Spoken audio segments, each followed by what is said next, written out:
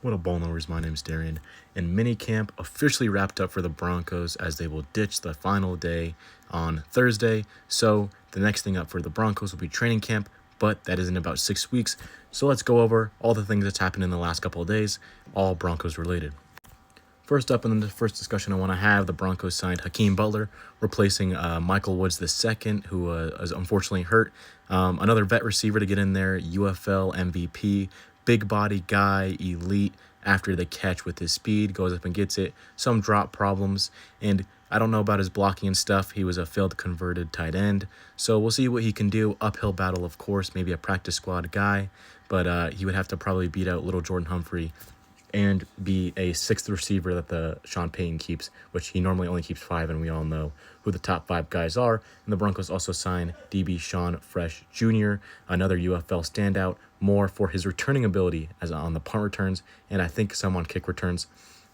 This brings up a bigger conversation I want to have about Marvin Mims. Now, I don't think these two guys threaten Marvin Mims' roster spot, probably for this year, but I do think the Broncos are potentially looking around at options, especially at returner like Fresh and a guy like Cam Ross that they have as a UDFA, as guys that could potentially replace Marvin Mims next year, as I think that his time with the Broncos is coming to an end after this season. Now, Marvin Mims is still very vital to the Broncos' return game and as a depth wide receiver, but I just don't think that his utilization will be enough, or if he does get utilized more, I think he's either going to price himself out of Denver or be not worthwhile for them to pay the next upcoming season, with Jalen Waddle's cap hit jumping up and possibly guys like Troy Franklin and Pat Bryant getting more and more playing time for this offense.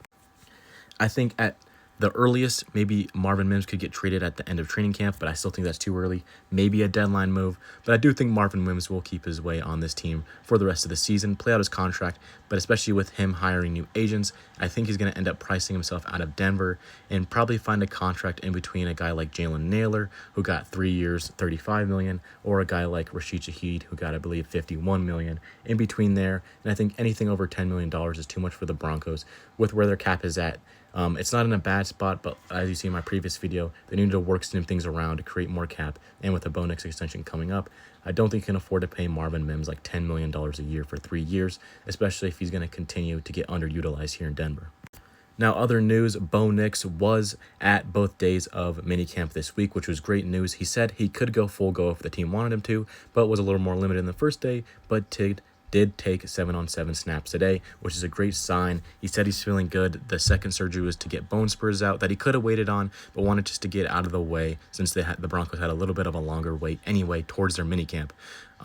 We saw him messing with his ankle a little bit during warm-up, so how much is it really bothering him? We don't know. We will not be able to know until training camp and the preseason, but I do feel a lot more optimistic about Bo Nix after he was able to speak to the media and kind of clear some things up on his second ankle procedure in particular. So it's great to see Bo Nix out there. Obviously, he didn't do a ton, but you can't really do a ton in minicamp anyway, probably just more reps, but at this point, Bo Nix, I'm really only worried about his reps with a guy like Jalen Waddle, which I still think he'll get plenty of with training camp and throughout the preseason. Now I'm going to take some stuff off of my guy Luca Evans. Go follow him on Twitter. Great Broncos beat reporter, probably at the top of the game for those guys over there. He did mention that RJ Harvey tore his labrum in the offseason versus New England and have surgery, but he's been back full go for minicamp, and per Sean Payton's looked good. I think with J.K. Dobbins, he did have a deal with the Jaguars. I think we all assumed, or that there was reporting that he possibly had another offer when he re-signed as soon as he did. I think a lot of us were expecting him to get a contract maybe later on in free agency. Then the Broncos pulled the trigger pretty early, but it was also after both Kenneth Walker and Travis Etienne had signed anyway. So I don't think it was much of a shocker that the Broncos went back to J.K. anyway. Jonathan Cooper was not at training camp. He was excused from training camp to deal with his legal issues. I won't speak much on it. I really only speak about the facts. He's got court dates at end of July. I think it's struck down to maybe one assault charge, and it's not looking good for Jonathan Cooper. I'm really disappointed in how this has turned out for him. I think earlier on when it was just misdemeanor charges, I felt he had a better chance, but now that it's a felony charge and he went back there and got himself arrested again, it's not looking good for him. I think a strike 2 for the organization. I think the tone that Sean Payton talked about was definitely different. So definitely disappointing for the Jonathan Cooper front. I think that opens the door for guys like Johnny Walker, guys like Dontre Tillman and Keemoot Robinson to get more playing time. Even a guy like Drew Sanders. Sean Payton did talk about Drew Sanders today. He said he's happy that he's healthy and hope that something can come out of him at that edge position. So we'll see what happens there at the edge position. I've been clamoring for Von Miller all offseason. I would love to still see him come back, but that's obviously weird. He did have his own troubles, and to bring him in to replace a guy like Jonathan Cooper would be interesting. A guy like Cam Jordan that the Broncos fans have been clamoring for went back to New Orleans, so he's off the table. So it's really just Von left out there if the Broncos wanted to bring in any more edge help. Talk about some other points here from minicamp. I've heard a lot about Evan Ingram minicamp. It seems like he's getting a lot of run, a lot more looks, and I'm really happy about that. That's what I expect. I think I've been more on the trend that Evan Ingram will stay on this team, and a lot of people have been having him as a surprise cut, but Davis Webb was a reason that he came here in the first place, and I think either the Broncos are either boosting his stock to potentially trade him, but I really doubt that. I don't see Trautman or any of the rookie tight ends doing enough to surpass Evan Ingram for this year.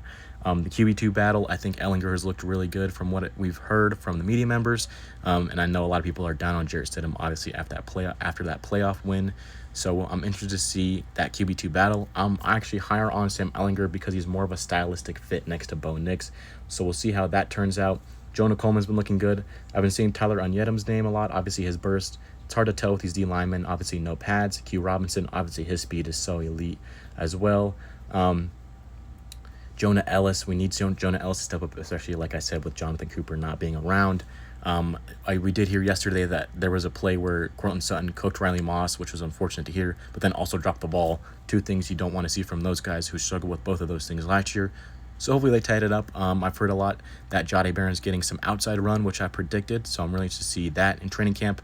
But obviously it's only mini camp. It's so hard to tell, but obviously Bo being out there, RJ now healthy, that running back room now healthy is good. Wide receivers are looking good. Obviously still looking at the battle for wide receiver 3 between Bryant, Mims, and Franklin. And just looking at the rest of the depth, see how it shakes out. Sean talked about the safeties a little bit, talked about linebackers a little bit. Red Murdoch's name has been flying out there. But that's about all the news we have. Obviously a little bit of a longer video, but I wanted to get stuff out of the way after minicamp finished up. And with tomorrow being canceled, I was able to talk about it just the first 2 days today. I think it's a positive overall minicamp with just the real spot of Jonathan Cooper and the questions that coming around there. Hopefully we get more news about that soon, hopefully a resolution, but it's not looking good from what I've read. So we'll see how that turns out. But if any other big Broncos news happens, I'll let you all know, and hopefully get more content pushed out here as we're getting closer to training camp.